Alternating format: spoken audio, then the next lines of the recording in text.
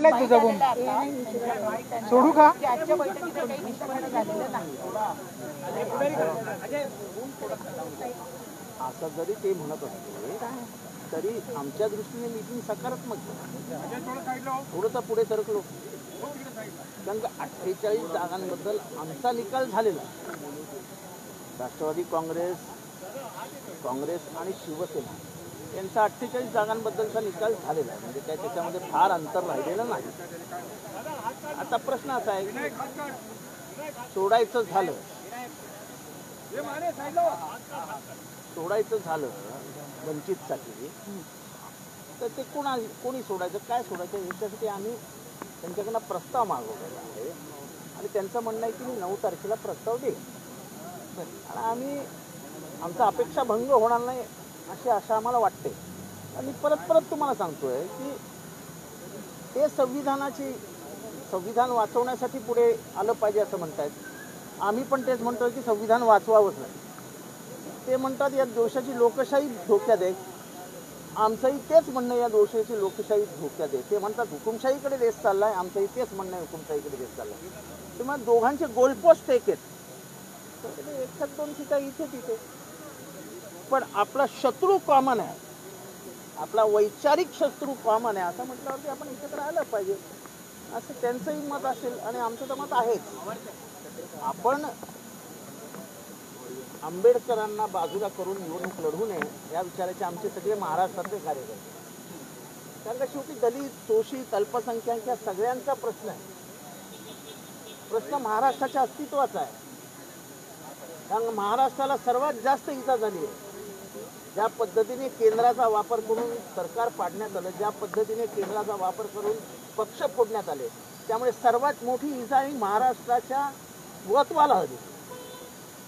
जर प्रकाश आंबेडकर 9 तारखेला प्रस्ताव देणार आहे तर मग आज 48 जागा ज्या आहेत त्या 48 तुमच्या तिन्ही पक्षातल्या 48 जागांवर चर्चा झालेली आहे. आमची बातची काही जागेवर चर्चा झाली. प्रकाश आंबेडकर यांनी किती जागांची मागणी केलेली आहे किंवा त्याने आजही जागांची काही मागणी ठेवली नाही. आम्ही त्यांना सांगितलेलं आहे तर 9 तारखेला ते जागांची मागणी फायनल करतो.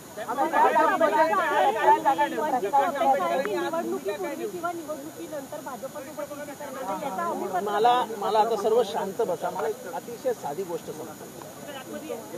गेले 5-7 वर्ष जेव्हापासून 2014ला आम्ही विरोधी पक्षात गेलो तेव्हा आमच्या पक्षातले काही नेते पहिल्यांदा अलिबागला जेव्हा बैठक झाली पक्षाची 2014ला, तेव्हाच सांगत होते की आपण बीजेपी बरोबर जाऊया. माझ्यासारखी काही लोक होते त्यांनी तेव्हा विरोध केला की तुम्ही सत्ता नाही म्हटल्यावर वैचारिक लिलाव करता का शरद पवार साहेबांचा? असा वैचारिक लिलाव तुम्हाला करता येणार नाही आणि सत्तेशिवाय तुम्ही जगूच शकत नाही असं चित्र महाराष्ट्राला नेऊ नका. आणि शरद पवार काय आयुष्यभर सत्तेत राहिले नाही. 60% आयुष्य त्यांचं विरोधी पक्षात गेलेलं आहे. पण त्यांना ते हमीपत्र हवंय ते देणार. ऐका ना, पुढे तर ऐका. त्याच्यानंतर 2014 पासून सातत्याने शरद पवारांवर दबाव टाकला गेला स्वकीयांकडनं. चला बीजेपीत जाऊया, चला बीजेपीत जाऊया, चला बीजेपीत जाऊया. शरद पवार साहेब आपल्या टोलवा टोलवीचा खेळ, कधी गावस्कर सारखा खेळ, कधी द्रविड सारखा खेळ, असं फुटबॉल जमिनीवर आणत होता. पण जेव्हा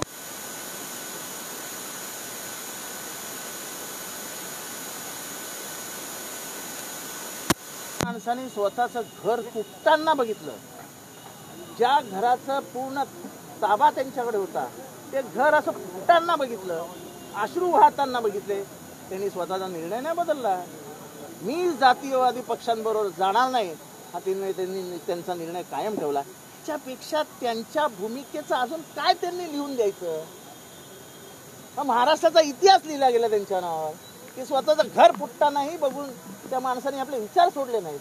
त्याच्यापेक्षा काय द्यायचं अजून त्यांनी? पण तर हे सरळ स्पष्ट प्रकाश आंबेडकरांना का मांडलं जात नाही हे मी सांगितलं त्यांना. आणि आता कदाचित हे बघितल्यावर त्यांनाही कल्पना येईल की जो माणूस स्वतःचं घर तोडायला मागे पुढे पाहिलं नाही, घर फुटताना फुटू द्या, पण मी माझे विचार नाही सोडणार.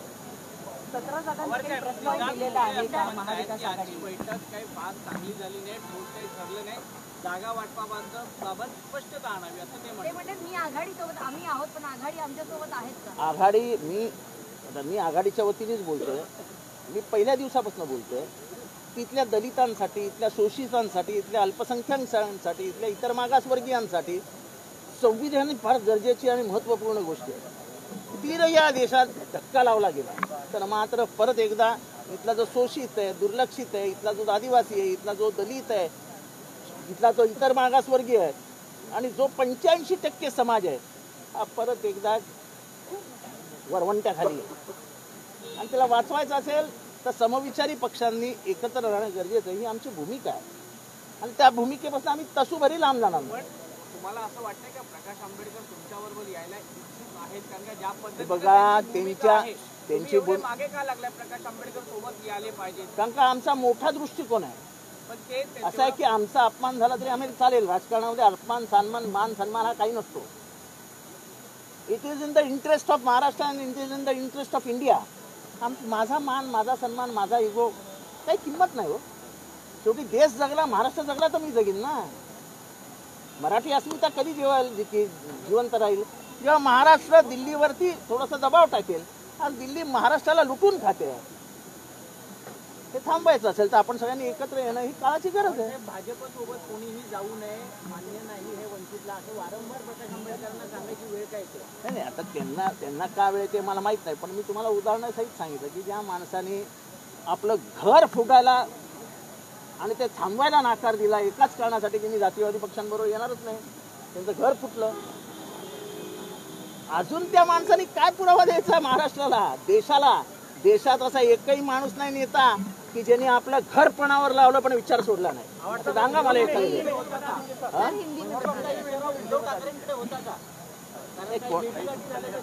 अजिबात उद्धव ठाकरे कोणालाही भेटलेले नाहीत. हे फक्त इमेज डॅमेज करण्यासाठी म्हणून केलेले असे म्हणजे बालिश प्रयत्न आहेत. आणि जे नेते हे बोलतायत त्यांच्या तर बुद्धीची कीव करावीशी वाटते. जेवढं उद्धव ठाकरे ठोकतायत समोरनं एकदम असं म्हणजे ते 357 रायफल असते ना, रेंज रायफल, ठाक खाली तसं मारतायत ते गोळ्या. काय बोलताय? आज आपकी बैठक हुई सर, अवर साहब, आज आपकी बैठक हुई, इस बैठक में क्या निकल कर आया? विस्तार से आज की बैठक के बारे में बताइए. देखो नतीजा तो ऐसे नहीं निकला है, लेकिन नतीजा अच्छा आएगा और महाराष्ट्र के हित में आएगा, महाराष्ट्र के अल्पसंख्यकों के हित में आएगा, महाराष्ट्र के दलितों के हित में आएगा. इधर का पिछड़ा अति पिछड़ा सुखी हो जाएगा. यही निकाल हमारी चर्चाओं से बाहर है. सर, आज के नतीजा क्यों नहीं निकला? क्या समस्या हुई? कहाँ बात अटी? ऐसा है कि प्रकाश अंबेडकर जी ने कहा है कि जितनी जगह चाहिए वो नाम के साथ में 9 तारीख को भेज दूंगा. आज क्या समस्या हुई? उन्होंने दिया नहीं सर. आज वो तैयारी करके नहीं आए थे. अभी वो बोले कि हम तैयारी करके आपके पास भेज देंगे. तो 9 तारीख आप लोगों ने रखा है प्रकाश अम्बेडकर? बिल्कुल भी नहीं है, उनका कोई प्रस्ताव नहीं है. सर आज तो फिर आज सर बीजेपी के साथ कोई नहीं जाएगा, यही इशारों में वो बार बार देखो ऐसे बार बार मैं कह रहा हूँ कि शरद पवार जी की भूमिका इस देश के इतिहास में किसी ने नहीं ली. एक वक्त आया वो खेल रहे थे. मुझे मालूम है हमारे कितने नेता 2014 से उनके पास जा रहे थे, चलो बीजेपी में, चलो बीजेपी में, चलो बीजेपी में. अलीबाग में एक बैठक हुई थी जिसमें कुछ कम लोगों को बुलाया गया था और वहां पे तय हुआ था हम बीजेपी के साथ जाएंगे. तब मैं एक ऐसा आदमी था, वाहिद आदमी हूँ कि मैंने कहा था कि तुम लीलाव मत करो शरद पवार के विचारों का, शरद पवार के व्यक्तिमत्व का आप नीलाम करके उसको निकाल दो. तब हमारा कैंसिल होगा. उसके पास लगातार नेता जाते रहे कि चलो बीजेपी के साथ, चलो बीजेपी के साथ, चलो बीजेपी के साथ. फिर पिछले 1 साल से फिर शुरू हो गया, चलो बीजेपी के साथ, चलो बीजेपी के साथ, चलो बीजेपी के साथ. पवार साहब द्रविड़ और गावस्कर के लोग मिलते, कितना भी फास्ट बॉल आया बैट लगा जमीन पे गिरा डाला, खेलते रहे. जब अंतिम वक्त आया और लोगों ने कहा कि हम रुकेंगे नहीं, तो उन्होंने घर का दरवाजा दिखा दिया, भाई आप जा सकते हो. कितने रुका आपको? ये बात सोचने की है. मैं बार बार कह रहा हूँ कि जिस आदमी के आंखों के सामने उसका घर ऐसे टूट रहा था बीच से, उन्होंने ये नहीं कहा कि घर संभालूंगा. उसने कहा कि घर टूटा तो चलेगा लेकिन यहाँ के धर्मांध शक्तियों को, फिरका परस्त तत्वों को मैं मदद नहीं करूँ. और वो सेक्युलरिज्म के साथ रहे, संविधान के साथ रहे. इसका गणतंत्र बचना चाहिए ये देश का. इसके साथ है, तो शरद पवार जी की बात ही छोड़ दो।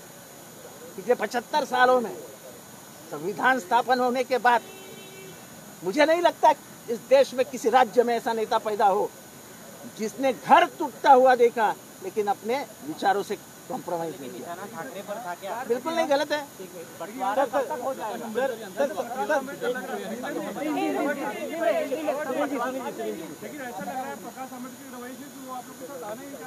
देखो, हमको अभी भी उम्मीद है। संकट में कौन आएगा? संकट में आएगा यहाँ का दलित, संकट में आएगा इस देश का मुसलमान, संकट में आएगा इस देश का इतर मागास वर्गीय। बिहारी भाषा में कहा जाए तो यहाँ का पिछड़ा और अति पिछड़ा, यहाँ की अकलियत, यहाँ की महिलाएं, ये सब मर जाएगी। बिहार का जो सर्वे है वो कहता है कि 85% ये बहुजनों का राज है। अगर बहुजन संकट में आने वाले हैं तो आप दूसरी सोच कैसे रख सकते हैं? संविधान बचेगा तो वो बचेंगे, लोकतंत्र बचेंगे तो आप बचेंगे, नहीं तो कैमरे में मेरे कुछ नहीं रहेंगे, आप जेल में रहेंगे। जरा उल्टी न्यूज आए तो 7 बजे जेल में। तो आपके लिए भी लड़ रहे हैं हम हमारे लिए नहीं लड़ रहे, हम तो आप सभी के लिए लड़ रहे हैं जो स्वतंत्रता का अनुभव लेना चाहते हैं, आज भी अपनी सांस खुद की मर्जी से लेने चाहते हैं, वरना सरकार के मर्जी से आपको सांस लेनी पड़ेगी। सर एक ऐसी चर्चा है कि प्रकाश अंबेडकर जी जानबूझकर बीजेपी के इशारे पर देरी कर रहे ताकि आप लोग का सीट बंटवारा लंबा हो सके। आप ऐसा आरोप प्रकाश अंबेडकर जी के पर नहीं कर सकते हो, ये गलत आरोप है। वो अंबेडकर के पोते हैं, उनका स्वाभिमान है, और मुझे नहीं लगता बीजेपी जैसी पार्टी पोता जिसके खून में बाबा साहब अंबेडकर है वो बीजेपी के हाथों पे नाचेगी। नहीं लगता कि आप लोग के साथ आएंगे वो? मेरी आज भी उम्मीद कायम है, और उम्मीद पे तो दुनिया कायम है। हमारी उम्मीद टूटी नहीं है। हम प्रकाश अंबेडकर को लिपट गए हैं क्योंकि उनका निशाना इस पे है, हमारा निशाना उधर ही है कि संविधान बचना चाहिए, देश का लोकतंत्र बचना चाहिए। यहाँ पे गणतंत्र बाजू में करके अगर कोई हुकुमशाह बनने आ रहा है तो उसको रोकना चाहिए। यहाँ का दलित, यहाँ का पिछड़ा, यहाँ का अति पिछड़ा, यहाँ का अकलियत, इनको सबको सुरक्षित रखना चाहिए। जो उनका इरादा है वही हमारा इरादा है, तो टूटने क्या कोई बात ही नहीं होगी। सर कब तक खत्म हो जाएगा ये मीटिंग का दौर लगातार जो चल रहा है? आपने जरा यही भाषा में अगर सवाल युति से भी करेंगी तो थोड़ा सा आपको भी मजा आएगी और हमको भी आएगी। आजच्या बैठकीत वंचितला 3 जागा देण्याचा काय प्रस्ताव आहे? तीनही पक्षांकडून एक सीट द्यायचं असं काही असा अजिबात कुठे प्रस्ताव दिलेला नाही। आम्ही त्यांना सांगितले तुम्ही सांगा, मी सांगितलं त्यांना तुम्ही बोट ठेवा, ती जागा तुम्हाला, तुम्ही बोट ठेवा। त्याने तर 17 जागांचा प्रस्ताव दिलेला नाही सर। तो उसके बाद क्या हुआ सर? आपने जब बोला उंगली रखी है हम देंगे, उसके बाद क्या हुआ? तो उसके बाद वो बोले की ठीक आहे, मैं प्रस्ताव भेज दूंगा। सर तुम्ही नेहमी शाहू फुले आंबेडकर आणि बहुजनांचे मुद्दे मांडताना आम्हाला पाहायला मिळतात। पार्टीचा एक मुद्दा आहे 396 कोटी रुपये मंजूर झालेले बजेटमध्ये, पण आतापर्यंत फक्त 75 कोटीच खर्च झाला। त्यामुळे आणि त्यासोबत 9 हे बघा इथल्या ओबीसींना, इथल्या मागासवर्गीयांचं शिक्षण बंद पडावं ही या सरकारची भूमिका आहे।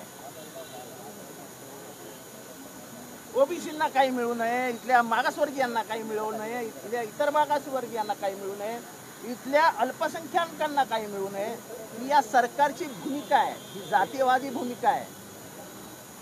आणि मी नावासकट सांगेन की तुम्हाला तुमच्या माहितीची असतील केसी पडवी, त्या केसी पडवी जेव्हा आदिवासी मंत्री होते त्यांना विचारा त्या मंत्रिमंडळात त्यांना सर्वात जास्त त्रास कोणी दिला?